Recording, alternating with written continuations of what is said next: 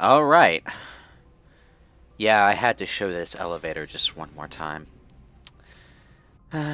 We're almost at the end of the game, people.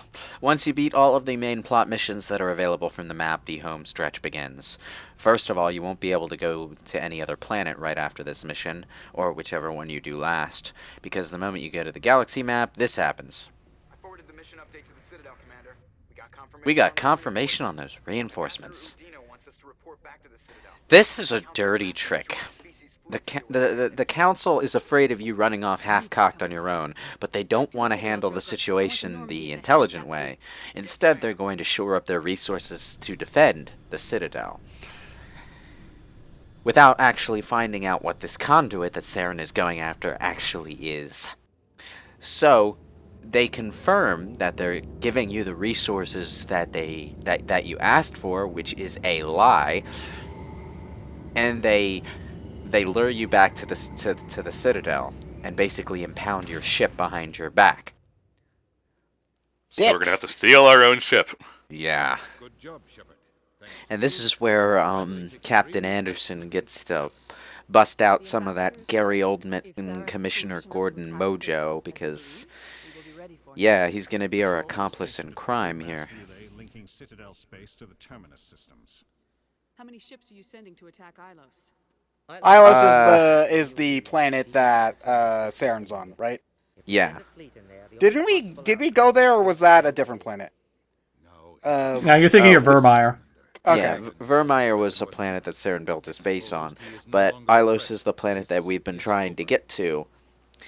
Through the relay that got blown out of position by a supernova and got lost in the middle of a nebula. Yeah, that relay. Well, now we have everything that we need to go and find it. We have the information on Ilos, we have the information on the relay, and we have the cipher, which we needed to translate that information on Ilos. Now, we've given them this information, and they're not going to use it. Politicians. Now, I like this comeback. You detonated a nuclear device on Vermeer. No, that was the Solarian Special Tasks Group, which you know, because I made sure they got out alive and reported back to you, you fucking asshole. I swear. It wasn't even Shepard's idea.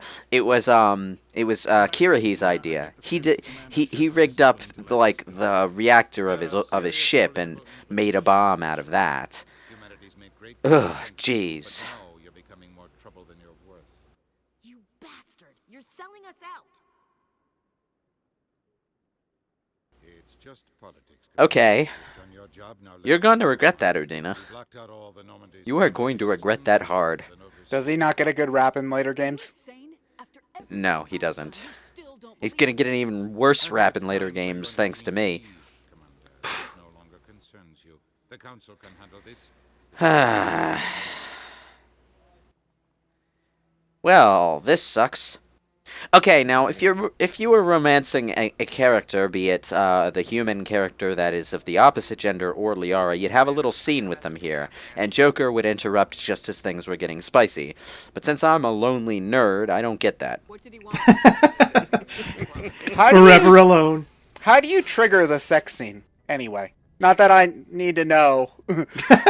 Oh, shut up! You totally need to know. If you've progressed along a romance path, it will happen automatically when you go to Ilos. It'll just happen on the flight over. It always happens it's like Mass Effect tradition. If you're romancing someone, you have a short little fade to black movie, PG-13 rated movie sex scene right before the final mission.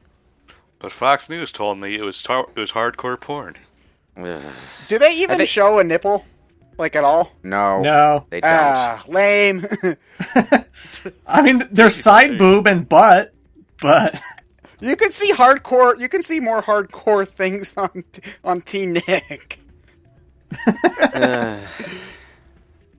Anyway, I like how the game just dumps 2 side quests on you the moment you get to Flux, which is where you need to go to talk to Captain Anderson. It's like, oh yeah, there's side quests here. You might want to do that before you talk to Captain Anderson. So I'm gonna do that because doing that it's a thing that I want to do. Anyway, this guy is experimenting with a machine that he can use to cheat the Flux machines. basically so that he can cheat at gambling. And he tries to rope you into testing it for him, because he's been thrown out and can't test it himself. And his ultimate goal is to sell this machine to people who want to cheat at gambling. He doesn't want to cheat himself, he just wants to sell it to people who do want to cheat. Yeah, 'cause I got lots of requests from Celadon City. That's not. Well, that's actually smart because that's not technically illegal. I mean, Yeah. maybe in some states it's illegal, but like not. It isn't now. So Yeah, well, you can't. You see, the thing about that is you sell that kind of stuff on the internet, or in his case, extranet, and the only thing the state law limits is whether or not anyone in that state can buy it from you.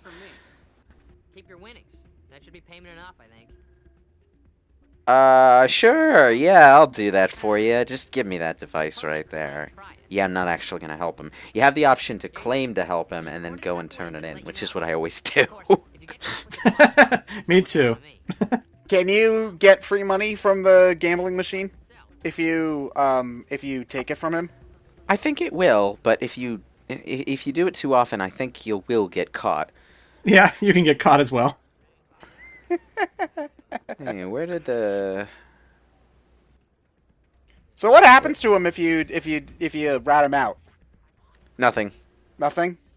He just whines I think he's just and banned bitches from and the bar moans. or something. Oh, he's already banned. Oh yeah. Now you're double banned. Yeah. Okay. Walks in with a copious mustache. Now, remember when we helped Rita, who was working with the police, and at Cora's Den? Well, the final punchline to that joke is when you talk to her sister. She says she hasn't gotten a decent tip since her sister got back. So she's kind of regretting this. No. It's like, okay, my sister's safe and all. I'm happy, I'm not making but as much money as I used to. But like, I can't afford cornflakes anymore. Do you hit the dance floor at all, Lewis? No. But I should mention that there's a running joke throughout all three games. You can dance on the dance floor in the bars in all of the games, but Shepard's dancing animation is so lame. It's like the kind of dance I'd do if I read a nightclub. And you thought not to show that off. No, I forgot that you could do it in Mass Effect 1. First of all, because it does happen again in Mass Effect 2. Yeah, so. it's only notable in the other two games because they actually accept that as part of Shepard's character, that Shepard just can't fucking dance. Yeah, like there's a cutscene dedicated to it where you're trying to flirt with someone, but like Shepard starts dancing and the other person just like shakes their head like, oh my god, what am I watching? And walks away. Yeah, and then I regret everything. in the Citadel DLC, like there's one sequence where you're having a party at this penthouse that Anderson lent to you, and you can dance and everyone's laughing at you, and you're just like, haters gonna hate. Anyway, this is a diplomat. He's hopped up on mental stems. If you couldn't tell by the insanely fast way he's talking, which he never really stops to take a breath, and, oh geez. Anyway, you can try to help this guy get his stems, or you can just talk through his insanely fast and nonsensical ramblings until the blue prompt appears, and when the blue prompt appears, you can convince him not to overdose. Just overdose. You don't want to sell me death sticks. I don't want to sell you death sticks. You want to go home and rethink your life. The thing about this conversation is there's actually 2 persuasion prompts that you have to get through. I think the second one has a higher requirement. So you can convince him to kind of back off and then stop, or you can convince him to go get help right now, you fucking tool. I'm guessing that this is one of those things where you'll get a email about it in a later game and then not much else. I don't even think you get that much. This is just a random conversation side quest that you get some experience points for. The thing about this guy is that he's a diplomat who's really trying to push a hard line on the pro-human agenda thing. Not necessarily ill-willed, but definitely a bit bigoted, because he talks very condescendingly about people who want to appease the aliens on the Citadel. And it's around this time that the NPCs that you start to hear around in the pubs and stuff start talking about that from the other direction too. Like you'll have aliens talking about what they think of those really pushy humans. I don't see all the top negotiators soliciting. Keeler, you got a problem. I think you need help. And quite frankly, your eyeball's starting to clip to the bottom lid of your eyes. Frankly, something's wrong with your face. That's stimulus to a shit to you, Keeler. I'm trying to help you out. Doesn't that happen to everybody, though? No trade negotiation is worth ruining your life for. Let it I think he starts crying at the end of this conversation. I forget. Yeah. Now he just realizes how bad he sounds. I just need one more boost. There's no shame in having a problem, but you have Oh. to get treatment. Way to go, Counselor Shepard.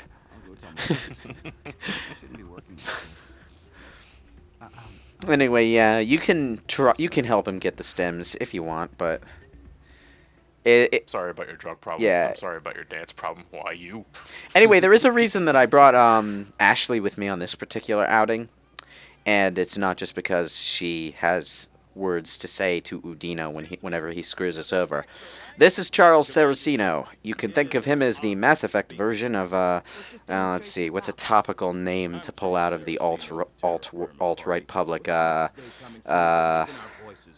personality base. Any one of them will do. The ones who insist that they're so nice, but then when they actually start talking about their views, hoo boy. Yeah, this is basically the smiling public image of the Terra Firma Party, which is, well, they're not quite Cerberus, but they're up there. Like, they're Cerberus minus all of the mad science bullshit. And yeah, this is why I brought Ashley here, because this is like the one conversation in the entire series where you get to see the dividing line between where she stands and where these people stand. The unfortunate thing is, the Terra Firma Party completely drops out of the plot after this, even though the game takes this moment specifically to set them up for you. And this whole thing is a setup for the very end of the game. After, like, right before the final boss, you have the choice to either hold back your reinforcements to guarantee yourself a better shot at Sovereign, or to send them in early so that they can save the ship that the Council is currently on. And depending on which option you take, the attitude that the rest of the galaxy is going to have toward the human race during the second game is going to be different. And by different, I mean there's one shopkeeper who kind of treats you like ass if you let the council die. And yeah, it's kind of underwhelming, unfortunately. That okay. It's not worth getting angry over, Chief. Well, just punch him. Aye, Counselor Shepard. Jesus.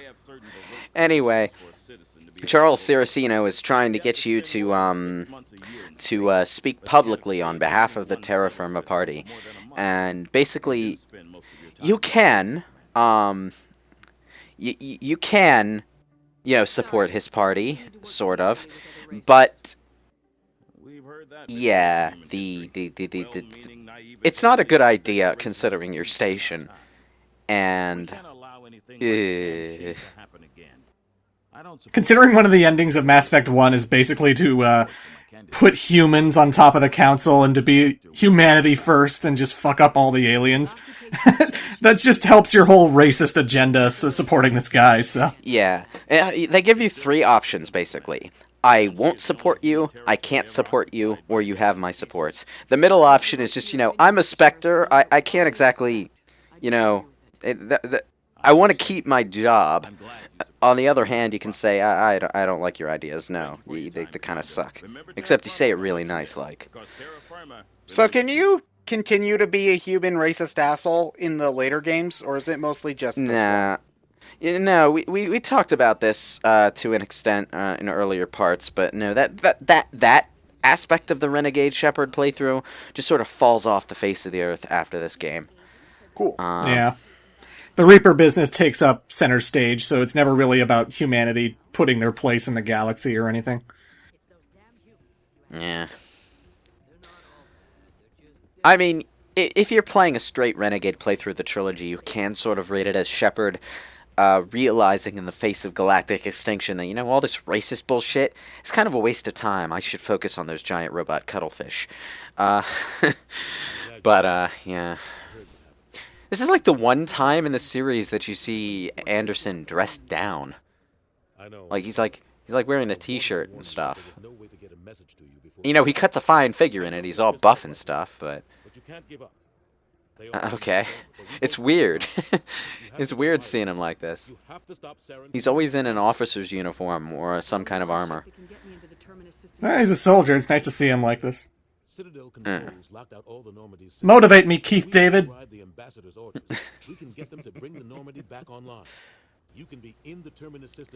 Anyway, I guess nobody expected Anderson to take Shepard's side on this, which is a really damn big oversight considering Captain Anderson has been on Shepard's side all along. Yeah, so, one more item on the checklist of reasons why the Council are idiots.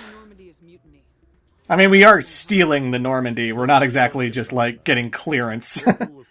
Yeah. Now, you have two choices for how Anderson is going to help you. It doesn't really affect what you need to do in gameplay, because once you say, I'm ready to go, you go back to the ship, you take off, you're off to Ilos.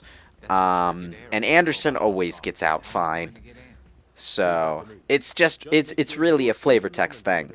It's like, okay, you care about Anderson, so okay, that, I don't like that plan. Let's bring it down a little, try a different approach. But I like the what is technically the Paragon option more, because it involves punching Udina in the fucking face. And if ever there was a politician who deserved it, it's this guy right here. Paragon punch. Hey, there is actually a Paragon interrupt that involves punching someone in the face. You wouldn't think it, but, it's been known to happen. Some people just need to be punched.